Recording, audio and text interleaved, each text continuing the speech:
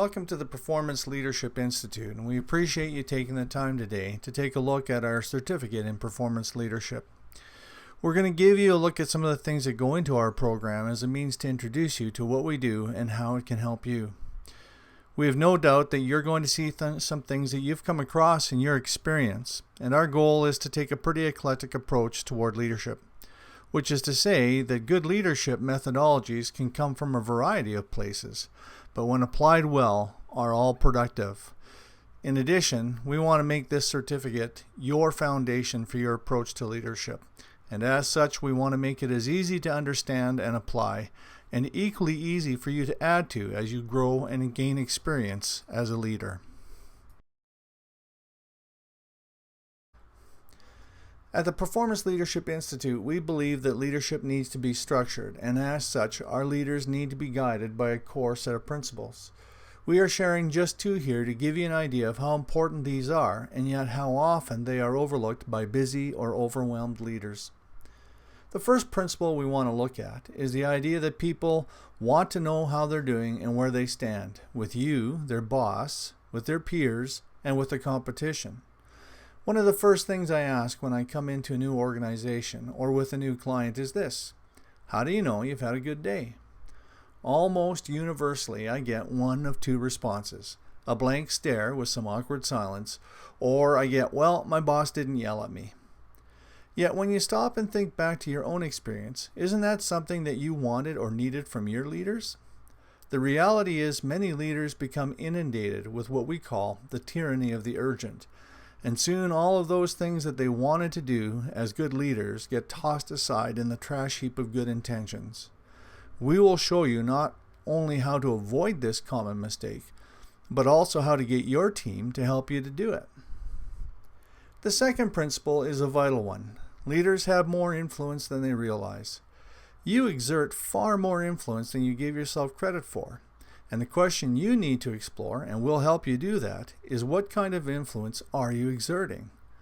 We know from recent research into change management, for example, that direct reports will adopt the position of their immediate supervisor when dealing with change or even just responding to issues at work.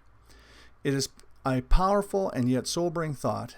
If you don't like what you see happening with your team, how might you be inadvertently feeding that behavior? Intentional is a word you're going to hear a lot about in this training. However, intentional must be balanced with action. If you don't believe me, just ask yourself how much mileage you get when you tell your partner you intended to do the dishes, or you intended to fill the car with gas, but never actually quite got around to it.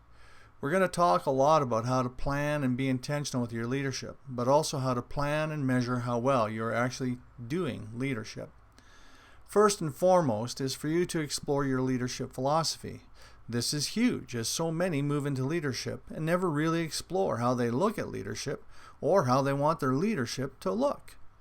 When you come up against an issue, you have no framework with which to approach creating a solution, or even worse, you change your framework from issue to issue, and your team is never quite sure which leader they're getting from day to day. Closely related to your philosophy is your vision for that particular role. Philosophy will change over the course of time with experience, but vision changes with each new role. When I was prepping folks to apply for leadership roles, this was the one question that I had them explore and answer before they ever went into an interview. If they couldn't articulate a vision for that position and what they wanted to see achieved, then we had a good heart-to-heart regarding whether this was a good fit. And in case you missed the nuance there, moving into leadership for the sake of just being in leadership is typically not a good idea. We know it happens all the time, but there are also long-term consequences that come with that. Once you have a clear vision of what you want in that role, how are you going to set things up so that you can measure your progress? This is key, as there will be many things that come your way, and you will need to keep a focus on what for you is important and what aligns with your company and in terms of what they want from you and from your team. There are many definitions of leadership, but this one suits our purposes just fine. No doubt you have either been under leaders or have heard of others who've been under those leaders who feel that they are not doing their job unless they're pointing out mistakes or, as the saying goes, ripping you a new one. We call it old school, and in spite of the negative connotation, it happens far more often than we care to admit. Effective leadership, though, looks at their team through a different lens and seeks to change the playing field so that it produces the activities and behaviors that promote or increase performance.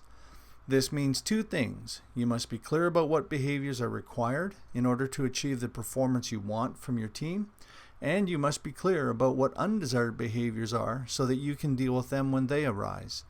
The culture of your team will be a reflection not only of the behaviors you promote as a leader, but also of the behaviors you let slide.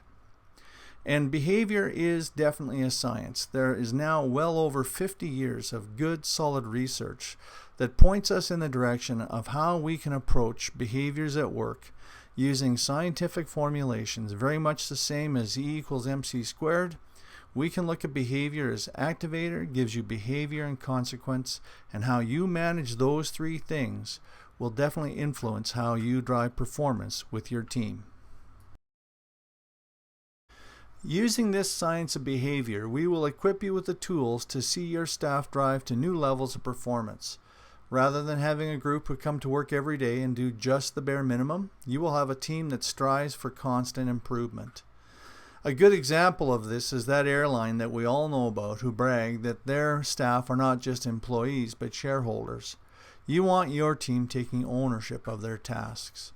And by applying the methodologies from the science of behavior, you will be able to highlight and pinpoint those behaviors that drive performance and those behaviors that inhibit performance, and you'll know what to do about it when you do identify them.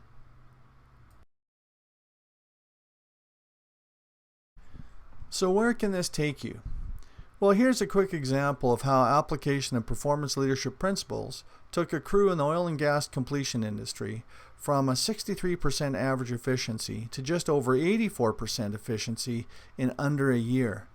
That's an increase of a whopping 21%. Now, in order to try and understand how significant that is, just ask your leadership how happy they would be with, say, a 2% or a 5% increase in productivity.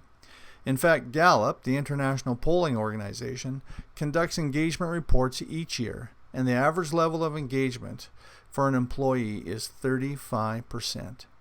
What would happen to your group if they went from 50 to 60 or even 80%? And this particular group, when they started out, didn't believe for a moment that they could drive to the levels that they eventually got to. In fact, we would ask them, so what went right today? What went wrong? And they just said, well, stuff happens. It's the oil patch.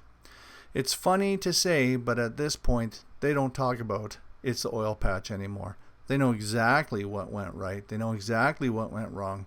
And they daily, moment by moment, are driving for performance improvement. Now, as with everything, there's always the law of unintended consequence.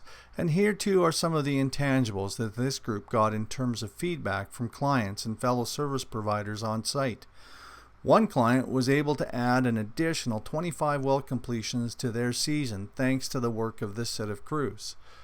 Clients were now coming to this crew to get information from their daily spreadsheet that they had developed, which they used to track every event on site. In other words, they had become a valuable resource in more ways than one.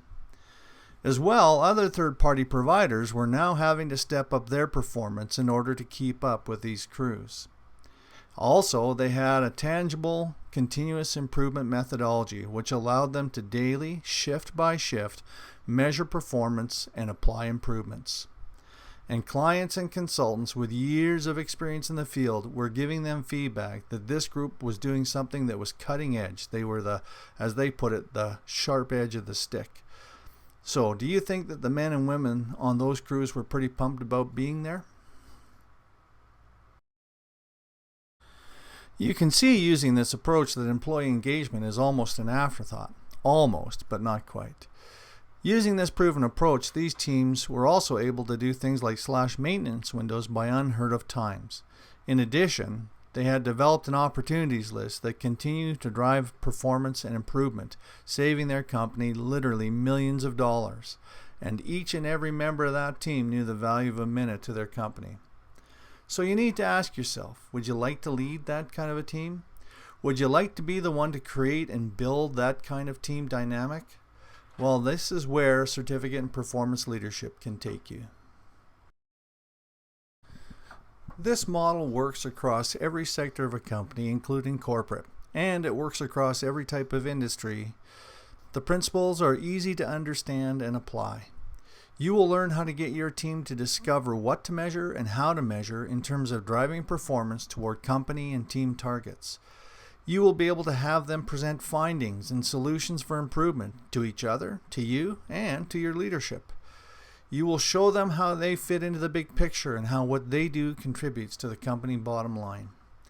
They will be committed and own their work and will operate in that unheard of realm of discretionary effort that most companies only dream about. You will learn to use and drive this process and in turn create amazing leaders on your team as well.